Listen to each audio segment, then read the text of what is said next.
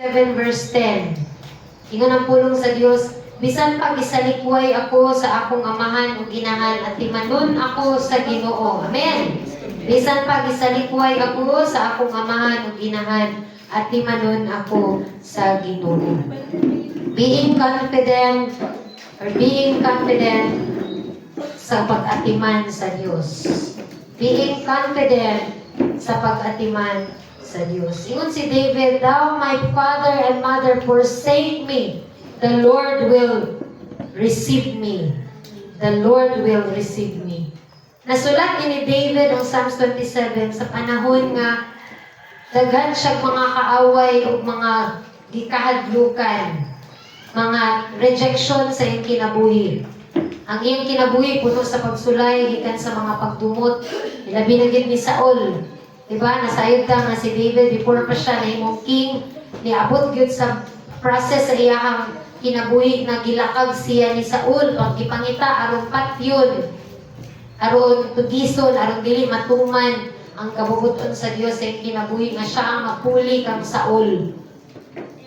Dili gusto sa kaaway nga matuman ang will ni Lord nga siya ang mahimong mapuli nga leader. So nini nga kabuntagon igsuon, ikaw ug ako sa imong kinabuhi. Aduna po'y mga panahon nga ana ang makasinati ta og forsake kanang gina-forsake ta sa atong mga isig ka tawo or sa pamilya, even sa atong pamilya may igsoon. Sama ni David gikan sa mga pagtumot, gibiyaan siya sa iyang anak, gibetray siya sa iyang leader nga iyang yung gitahod, gi-honor pagmaayo, but still ani nga verse i-declare niya yung faith, yung trust, yung dependence ni Lord sa iyang assurance na bisan pa man daw isalikway siya sa iyang inahan, amahan, iyang pamilya, but still ang Ginoo mag-amumag gihapon sa iya. Amen. Kanabi taong mga panahon nga bisan ang tao mo reklamo na sa atoa. Ang atong mga ginikanan, inahan, dili na makaakupar sa pag-atiman sa atoa. Ang mga tao sa itong kinabuhi kay dili na kanang buhian na ang ilahang mga obligation sa atoa, i-forsake ta kung kanang isalikway na ta or kumbaga kapuyan na, puran na kay limitado ra pud sila igsuon. But still sama ni David aduna siya declaration sa iyang faith nga kumpiyansa siya, confident siya na bisan pa man isalikway siya ani nga kalibutan, naa ang Dios nga mag-atiman kaniya. Amen. Sa ato mga kinabuhi, no, naging mga panahon nga dili na gyud ta matagal. Or naging mga panahon nga puran na ang tao sa pagtabang sa atoa, pagsabot sa atoa, mga ginikanan dili na gyud sa tanang panahon nga kita mga anak kanang maatiman na gyud kano, maamuman na talabi na sa atuang mga pangidaron nga dagko na ta. So naging mga panahon nga dili na gyud kay nila maatiman, mahuna-hunaan, dili na sila concerned sa kinatibuk-an sa atong panginahanglan. Dili lang sa mga anak, bisan sa mga ginikanan. Nawala na po'y mga ginikanan. Nanay mga panahon nga nangita mo pag-atiman, pagsabot, mga tao nga inyong kaistoryahan, or naay mga situation sa atong kinabuhi na may mga tao nga atong gisaligan pag-ayo sa atong kinabuhi, pero moabot ang panahon nga mabag-o sila, mawala sila, reklamo, mabagulbol, puran sila may suon. But nini kabuntagon, let us be like David na naagitay kumpiyansa nga bisan pa man ang kalibutan, magpasagad na kanato apan ang atong buhi nga Dios dili gayud mo biya kanato. Amen. So ang confidence, ingon pa diri kini nga bersikulo nagpakita sa confidence ni David sa Ginoo. Sa Greek, ang pulong nga confidence mao ang hypothesis, gikan sa root word na pekto, nga nagpasabot og to be persuaded or to trust, pagsalig, meaning settled persuasion or firm reliance and assurance. Confidence, it means na dako nga pagsalig, dako nga kumpiyansa, nga Nagsimba ka karon despite nagibiyaan nimo mong trabaho because you are confident that the Lord your God na imong gisimba dili magkulang o magpasagad sa imong kinabuhi. Despite nga naa ka sa mga dili may sitwasyon sa itong kinabuhi, but still masaligon ta sa itong buhay nga Dios. So ang confidence dili lang siya self-belief na tungod sa imong kaugalingon makaya nimo, kundi persuaded reliance sa faithfulness ni Lord sa imong kinabuhi. Mao na yung i-express ni David sa iyang na bisan pa, yun siya diri sa 10, bisan pa gisalikway ako sa akong amahan ug inahan at timanon ako sa Ginoo. Ingon ana siya ka confidence sa Ginoo. Iyang faith inana ka firm nga nagsalig yun nga bisan asa siya dadun sa kinabuhi, bisan unsang sitwasyon siya dadun sa Ginoo, naagid ang Dios nga mag-amuma o mag-atiman kaniya. Amen. Ingon pa sa Psalms 23, the whole chapter, siya atong magbalantay, walay makulang ka na to. Amen. Favorite verse, kinis mga bata, no? So, mo niyang i-express ni David, bisan pa o ang tao mabag-o, mubiya ka na to, ang Ginoo magpabiling nga matinudaanon o mudawat gayod sa matag usa ka na to ng isongan. Amen. Na may mga panahon, mabag-o ang tao sa atuwa. Ang banay, mga asawa, imo ang ginikanan, mahigsuon, na ay mga tao nga mausap ra gyud kay limited man. Ma-change ang pagbati nato, but still ang buhay nga Dios dili gid mabag-o ka nato higsuon. Ani nga verse adunay mga kamatuoran nato makita. Tinuod gyud ang human abandonment. Amen. Tinuod gyud ang human abandonment. Kaya nakita nato na sa life ni David sa Psalms 27 verse 10, ang kaning support kaning verse, i-verse natong gibasa, though my father and mother forsake me. It means nga tinuod gyud nga naagi mga pag-abandon ani nga kalibutan. Si David nakasinati, bisan iyang anak gibiyaan siya kay nagpakadautan. Bisan ang iyang gi-honor nga king, gibiyaan siya. Aduna na siya dagang chances nga patyon si Saul, but wala na niya gibuhat because gi-honor niya ang Dios na nagpili kang Saul. Pero luyo niya ng tanan gis sa likway gyapon siya o gitraidor ni Saul. Sa itong mga kinabuhi bisan unsa na to kamaayo. Nagi mga tao nga dili gyud mobalos nato og maayo. Nagi mga tao nga i-abandon ta ato ang mga leader. Aduna gi mga leader, like for example sa itong government leaders na nakita na to ang ilang mga kanabitaw mga diferensya sa ilang pagkatiman sa itong nasod. That's human abandonment. Nga siguro gikapuyan sila sa ilang mga obligation. Niabot ang punto na ni ilang gibuyan ilang mga responsibility sa atuan. Nakita na to na di ba igsuon.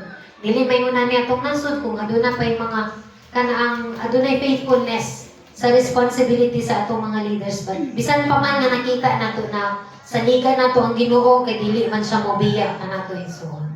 Ginikanan, maigsuon, na may mga panahon mabag-o, magbahulbol, magreklamo. Unay matabang nato, unay mahatag sa ato. Na ay mga panahon nga forsake ta, na i-abandon ta maigsuon, but still ini kabuntagon.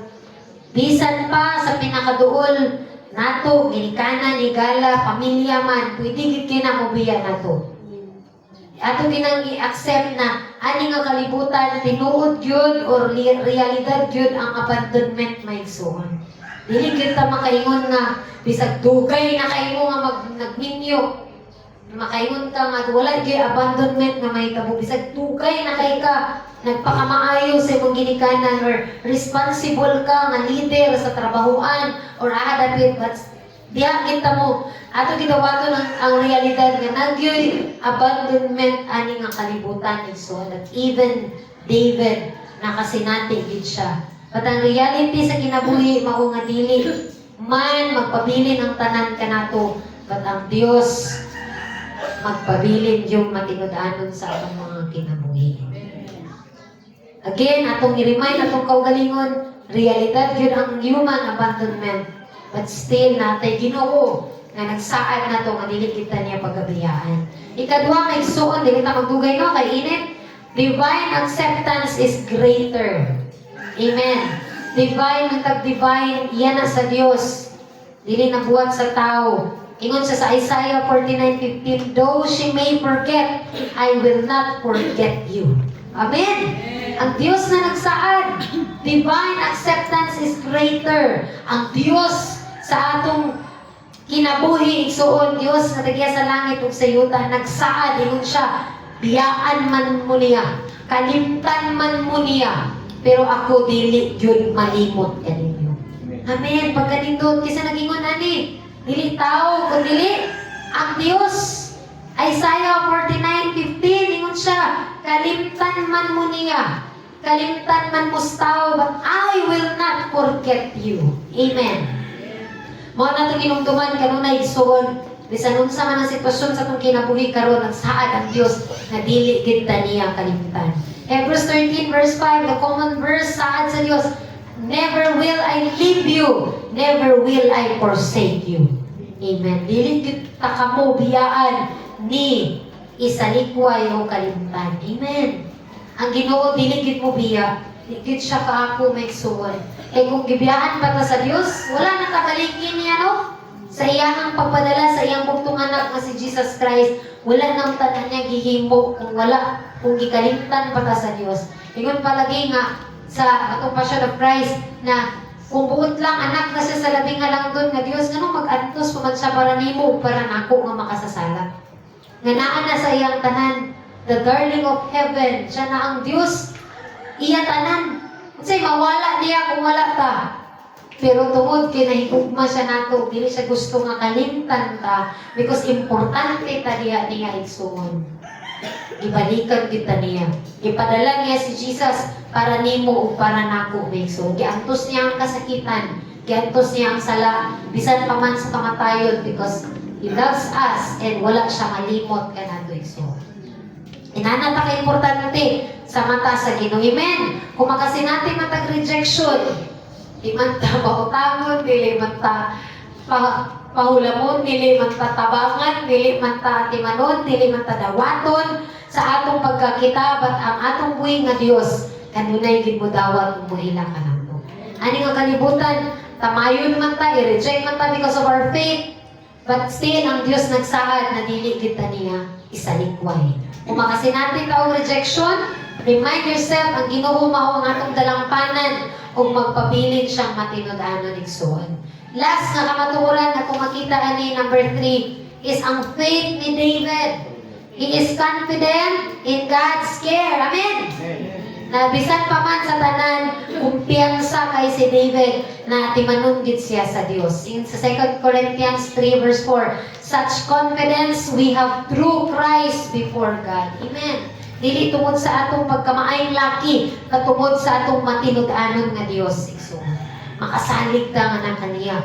Philippians 1:6, he who began a good work in you will carry it into completion. Amen. Igon pa nga kung saan gisugdan sa Dios kanato, iyagid ka ng pagkahumanon.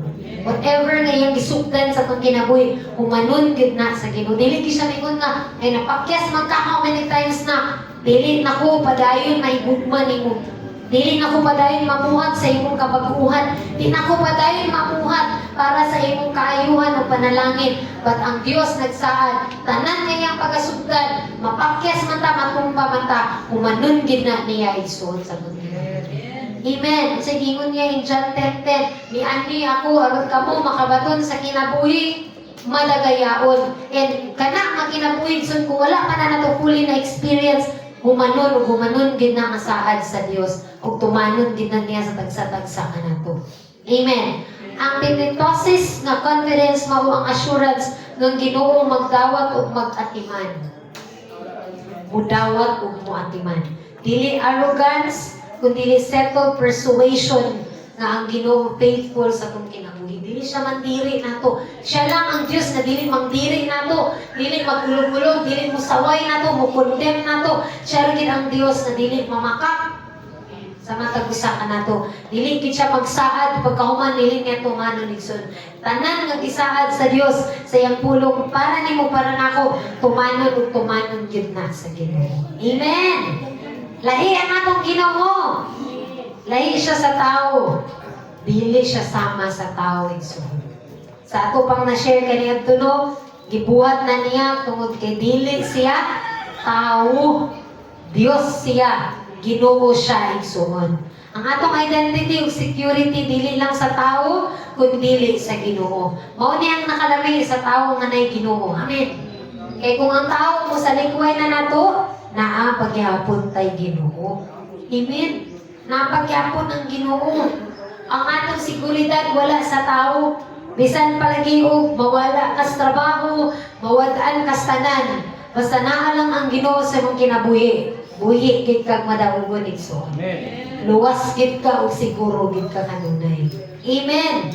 Isalikway man ta, i-reject man ta ning kalibutan, we have faithful God na moamumag mo atiman gid kanato. Let us be like David na confident ta sa pagatiman sa tungkulin ng Dios. Isa na lang salmo nimong bugas diya. But have the faith and confidence that God cares for you. God cares for you, Igso.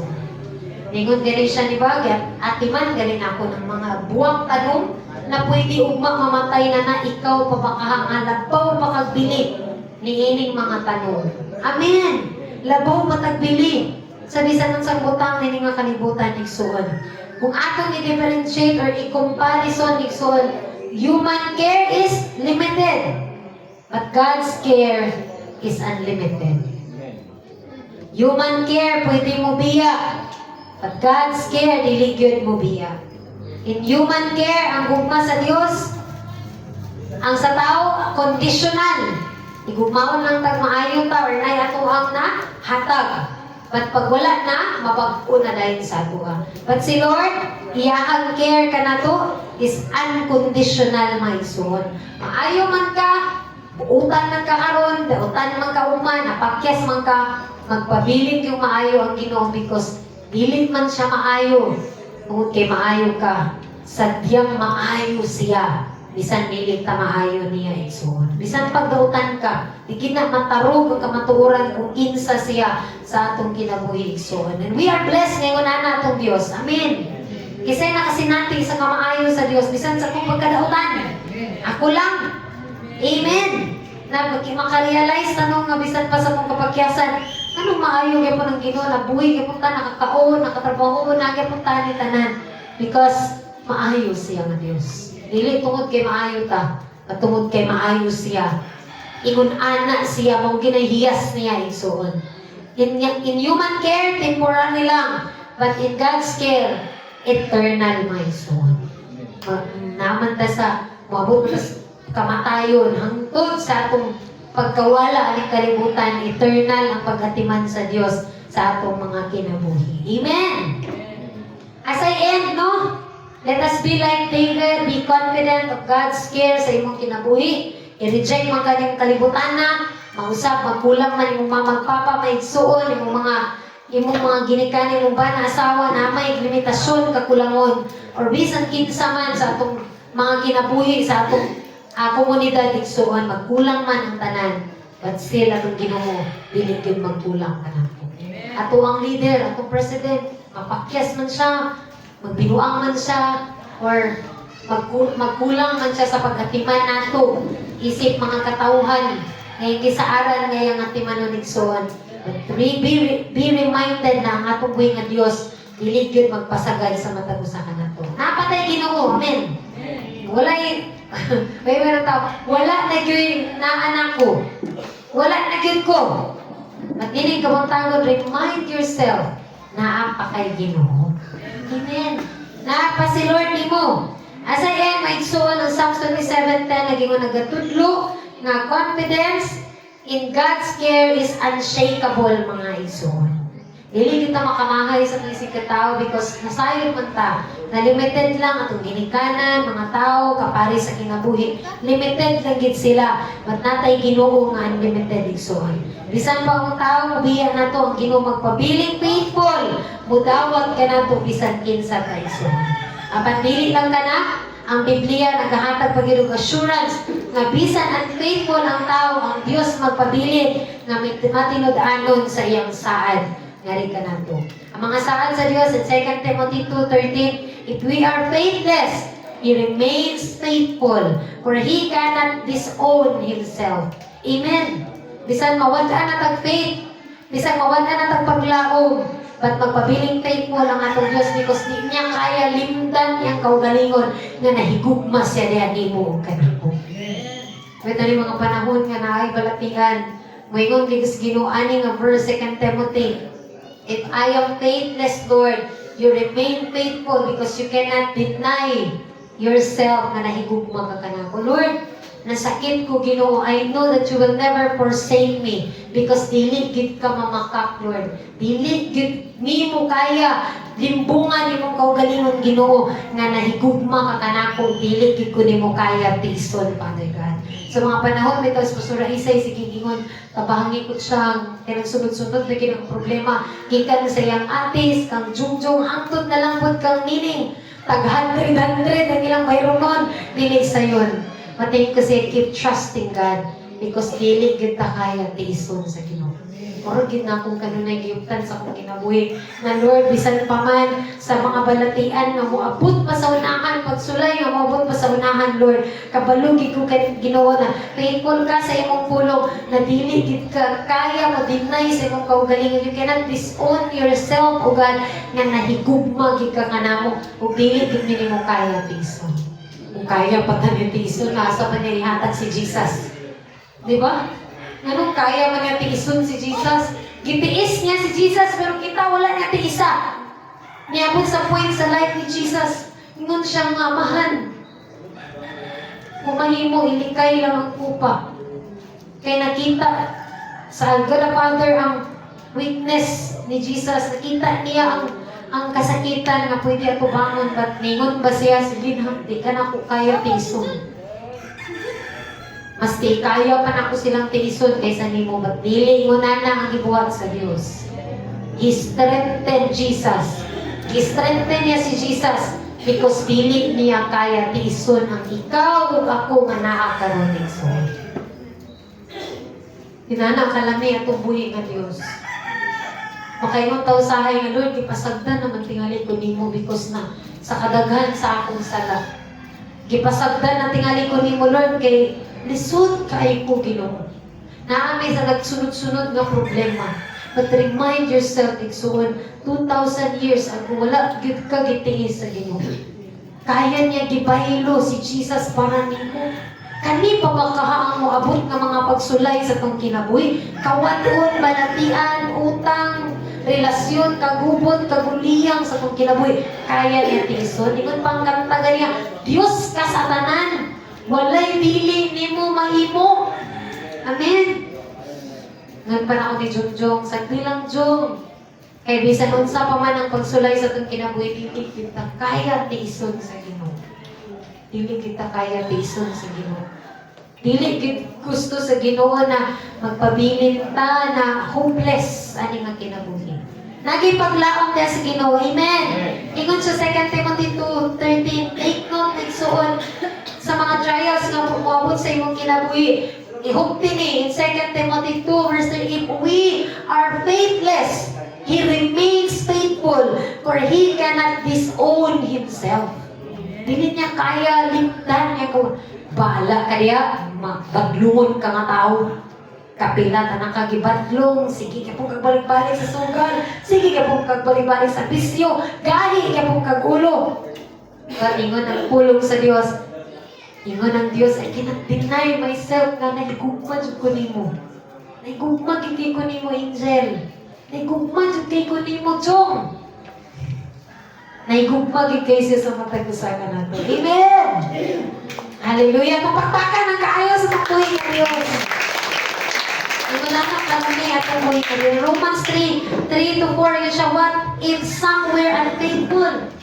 Will their unfaithfulness nullify God's faithfulness? Not at all. Let God be true and every human being a liar. Amen. Ang tao yun, pagkakon, unfaithful, pero siya, dili gid kalimbungan ang iyang kamatinudanon igsoon. Deuteronomy 7 verse 9, know therefore that the Lord your God is God. Di siya tao. Dili siya pulahanon, limited. He is the faithful God.